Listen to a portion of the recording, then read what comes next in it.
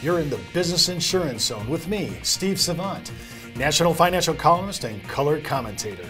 Today on The Biz, Marketing Campaign Series. Start the new year with marketing campaign specialist and international speaker, Anthony Morris.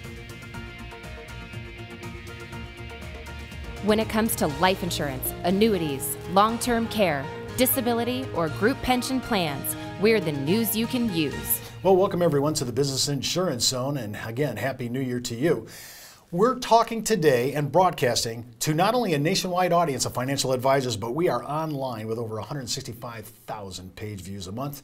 And of course, we're broadcasting from Fountain Hills, home of America's largest fountain. And with me today, marketing campaign strategist and sales guru, Anthony Morris. Welcome, Anthony. Thank you, Steve. Thanks for having me. Anthony, you're an international speaker. You're MDRT, top of the table level. A lot of people have seen you. A lot of people have seen you not only in the United States, but now all over the world. Where are you from? Originally from South Africa, settled in Canada some 3 years ago. Well, welcome to our side of the hemisphere. Thank you. Well, we're talking about a new year. We want to start the new year out right. I mean, we do. For a lot of us who have made top of the table and MDRT, and we have all the trips we're going to be going on, but January 1, we have no production. We're starting over, ground zero. I want to know, we're going to walk through this entire week series and talk about 10 basic campaigns, ideas that have been so successful, not only for a practice that you do with all these agents and reps and carriers and institutions that hire you, but really I find your actual business model very unique. And really, you are a wordsmith. You kind of knock out on the anvil of sales and marketing. You know how to hammer it out. And so we're going to look at some of the ways you express yourself and the way you talk about it, because I have to say, this reminds me of people who are very unique in skill sets and communication, really know how to talk consumer ease. And I know you know how to do that. Anthony, let's go to the first one, because I really like this idea. When we talk about family planning, I think of it like, oh, well, we all meet with families around the dinner table in the kitchen, but you have a bigger idea in this. Talk about that, family plan, family meeting. Well, Steve, one of our colleagues in Canada, Lynn Butler, wrote a book called Estate Planning Through Family Meetings Without Breaking Up the Family. And we know that if you inherit your parents between your age 65 and 72, when they go from age 85 to age 92 and their financial plan expired at age 85, it can literally collapse your retirement. If you're looking for $70,000 a year over a 5 or 7 year period for private caregiving for your mom and dad who didn't plan appropriately, then all the investment returns which your investment advisor have displayed to you and shown you and illustrated are statistically irrelevant. So the importance of the family meeting has got to be massively simplified. I'm the guy that says we've got to take passion, simplification, science and math and deliver it to the client in a way that is easy for them to understand. So we really take the book, Estate Planning Through Family Meetings, and we encourage advisors to remember 4 things. Number 1, who gets mom's jewelry? Because if it's not documented and written down, you're going to leave behind disharmony in a family fight. Number 2, who says that all 3 of your kids want to inherit the South Carolina beach condo? What happens if one of them lives in San Diego, doesn't visit the condo that often, and you can't take 1/3 of a condo to the Bank of America to consolidate debt because the Bank of America wants the whole condo. So once again, you've left behind disharmony and a disjointed estate plan. The third thing comes down to who gets mom's checkbook. You know, if your mom believes that bin Laden wasn't shot and he's actually on his way over from Mesa right now in a dark black Subaru with his friends to come and visit, so she's at Walmart stocking up the basement for another 1 ton of canned meat to prepare for the war. If your dad's in Colorado, Washington, or Oregon at age 93 with an achy shoulder and he's got a script for medical marijuana, so quite frankly your dad is stoned most of the time and he's buying light aircraft to take his friends skydiving. You can't walk into the Bank of Phoenix and take control of his checking account because they're going to ask for the power of attorney. And so you just got to remember jewelry, cabin, mom's checkbook, and then medical incapacity. And you know, my late Nana spent the last 2 years of her life in the final stages of dementia, an undignifying way to go. And I recall giving my mom the book on estate planning and her saying that if ever she was found in that situation medically or psychologically. She would want people to unplug the machine. You know, right to life and the end of life and sustaining life becomes a really, really important emotional issue. And you don't want to leave it to a family vote around the hospital bed. These decisions need to be taken in advance. With 10,000 people turning 65 every day for the next 18 years, it's a very real issue in people's lives. And so one needs to document these things. It sounds so pastoral. I mean, really, you're now giving an attribute to advisors and financial counselors and bringing on almost a pastoral kind of attribute to it. I kind of like that. Well, it goes beyond pastoral. If we look at it at the profit motive, you know, we have an advisor in Calgary right now who has a client. Dad is 99, which means he has 5 or 6 years left. Dad owns skyscrapers in downtown Calgary. Used to own large tracts of land in Alberta, on which they found oil. And there's 8 brothers and sisters. My coaching client's client is one of the 3 executors of Dad's estate. And Steve, can you see the trouble coming now? Because there's going to be 8 sets of lawyers who are going to get wealthy when Dad's hundreds of millions of dollars in assets shift. And so the importance of convening those 8 brothers and sisters with Dad at the family compound over the summer to say, well, which of you kids wants to be in the skyscraper owning business and which of you would rather have cash out of my estate, so that we don't spend 10 years settling the estate and make 8 sets of lawyers wealthy.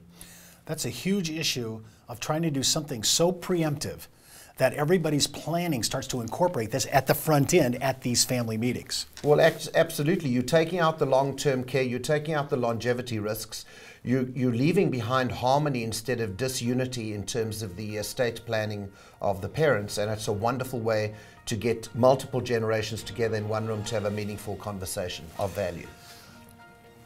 Anthony has 52 video vignettes, and we're going to be giving away 5 of them. They're called client building campaigns. They're huge for your practice. This is a totally new way to look at family meetings. When we come back from the break, we're going to continue our talk with Anthony about all these marketing campaigns and their marketing campaigns that can change your practice. And don't forget to enroll at IULUniversity.com for the best training, education, and sales support when it comes to life insurance for retirement income. You're listening to the insurance industry's #1 resource for products, planning ideas, carrier information, and interviews you can use. When it comes to life insurance, annuities, long-term care, disability, or group pension plans, we're the news you can use.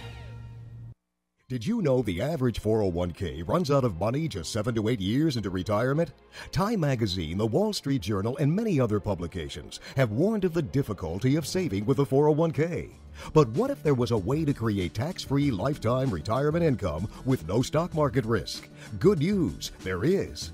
You know, living in fear of the next market dive is not the way I want to live my life. Why would I go out there and take on risk when I don't need to? I have a lot less stress knowing I can't lose any more of my retirement savings in the stock market. Call now to receive your free, no-obligation analysis of what this retirement vehicle could do for you, a comparison to your current retirement plan, and a free video that explains this exciting opportunity. Start planning a retirement you can enjoy instead of worrying about future tax increases and stock market losses. Creating income that will last your entire life is the most important thing you'll ever do. Take control of your future. Call now for your free analysis, comparison, and video. Well, welcome back to the Business Insurance Zone. I'm Steve Savant with Anthony Morris. And remember, you can order today's giveaways at thebiz@brokersalliance.com. And we're talking about Conversations for Cash, Anthony's online ebook. We're going to give that away. If you just write us at thebiz@brokersalliance.com, we'll send it to you, show you how it's all set up. And again, those 5 vignettes that we'll send you on client building campaigns are really great. And just a heads up, before moving forward with any of the ideas you ever hear on our show, always check in with your tax advisor and your broker-dealer compliance officer.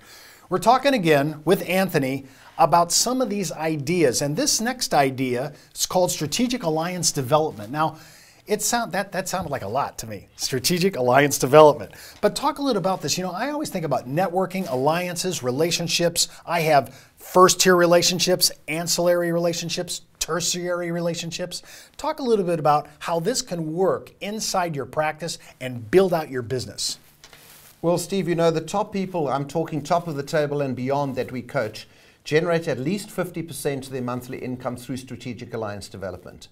the accountants and the attorneys out there, fellow professionals, aren't necessarily doing their job in terms of closing off all of those loopholes in a person's planning. For example, a huge number of business owners out there have signed away their life, literally, by providing personal security on company debt. So we have a client who thinks he's worth $5 million. By the time the Bank of America has come along and taken the family cottage or the family cabin and sold it to settle the company overdraft facility, that client is worth $3 million. And so whether it's that or whether it's the issue of partnership, shareholder, and key person agreements, you know, it's the language that we use, Steve, at the end of the day. When we get advisors starting to say to their clients, would you like a complimentary opinion on your partnership arrangements? And then actually to take that arrangement, take a look at it and say, you know, this is actually actuarially deficient. What's an actuarially deficient partnership agreement? It's one that allows for possibility, which is the possibility that one of the clients dies, but it's not fully funded for probability. We know that statistically, Steve, in a business relationship between you and I over the next 20 to 25 years, there's a far greater probability one of us catches cancer, heart attack, or stroke than one of us dies. Yet all these shareholder and partnership agreements are funded for possibility, not for probability. And you have to have a fully comprehensive risk management program in place. In other words, that payrolls continue to being met and that you continue to receive your salary if, heaven forbid, you've got to take 2 years off to recover from a critical illness. When one starts pointing this out to clients that this partnership or shareholder agreement is actuarially deficient and not fully funded, let's get together with your attorney and make the necessary changes that are required. Well, I have to say, this is new language to me, this issue of actuarial deficiency. I mean, I have not heard that in this framework in planning. I know about it in annuities, but I haven't heard it in this strategic way. Why don't you just unpack that just for a moment, just to make sure everybody got what you just said, because I understand this is the probability of morbidity activity is much higher than mortality. So talk a little bit about that. Well, absolutely. You know, it's like one has to say to one's client, is your life insurance program fully comprehensive? You know, Steve, how do you insure your car? Fully comprehensive against fire, theft, and damage, or just against fire and theft? Well, everybody insures their car against fire, theft, and damage. Well, if you insure your car fully comprehensive against fire, theft, and damage, you should insure your health, your investment portfolio, and your life the same way.